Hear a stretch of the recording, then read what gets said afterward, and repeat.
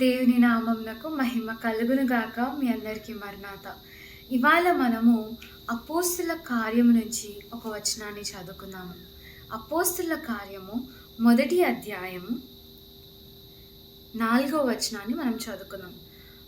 ఆయన వారిని కలుసుకొని ఇలాగూ ఆజ్ఞాపించెను, మీరు యెరూషలేములో నుండి వెళ్ళక నా వలన వినిన తండ్రి యొక్క వాగ్దానముల కొరకు కనిపెట్టుకొనుడి.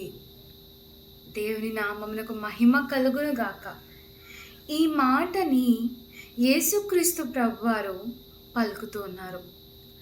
ఆయన మన నిమిత్తమై శ్రమ పడిన తర్వాత, ఆయన తిరిగి లేచిన తర్వాత 40 రోజులు తన శిష్యుల మధ్య, జనుల మధ్య నివాసము చేసి పరలోక రాజ్యము గురించి, దేవుని గురించి బోధించుచు అనేకమైన చిహ్నములను, రుజువులను చూపిస్తూ వారిని ఆదరిస్తున్నట్లుగా మనము చూస్తూ ఉన్నాము. అయితే అలాగ చెప్తున్న మాటలో ఇది ఒక మాట. ఏమని చెప్తూ ఉన్నాడు? ఒక ఆజ్ఞనిస్తున్నట్లుగా మనము చూస్తున్నాం. ఏంటా ఆజ్ఞ అంటే, ఆ ఆజ్ఞలో 2 భాగాలు ఉన్నాయి. ఒకటి, యెరూషలేము నుంచి బయటికి వెళ్ళవద్దు అంటున్నాడు.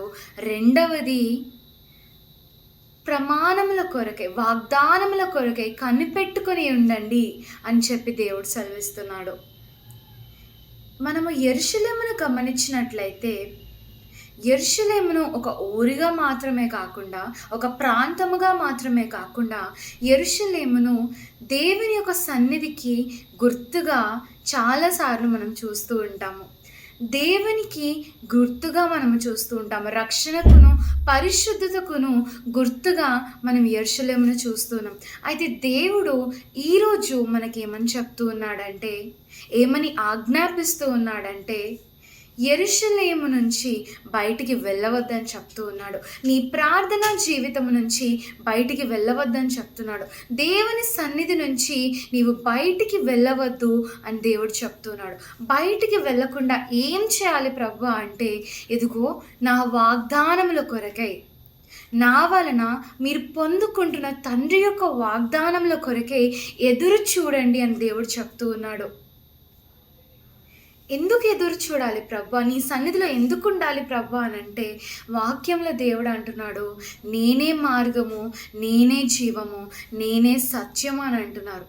ఈ లోకంలో ఉన్నప్పుడు ఎవరైనా సరే 2 విషయాలని జ్ఞాపకం చేసుకుంటారు. ఒకటి, ఈ లోకంలో ఉన్నప్పుడు సంతోష సమాధానములతో బ్రతకాలని కోరుకుంటారు.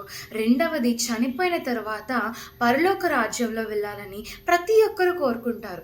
దేవుని బిడ్డలే కాదు, అన్యులైన వారు కూడా ఇదే కోరుకుంటూ ఉంటారు.